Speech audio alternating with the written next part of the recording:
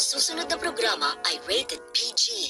Ito ay nangangailangan ng patnubay at gabay ng magulang para sa mga batang manonood. Ang susunod na programa ay rated PG. Ito ay nangangailangan ng patnubay at gabay ng magulang para sa mga batang manonood.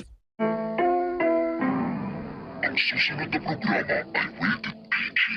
Ito ay nangangailangan ng patnubay at gabay ng magulang para sa mga batang manonood.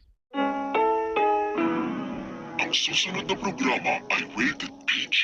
Ito ay nangangailangan ng patnubay at gabay ng magulang para sa mga batang manonood.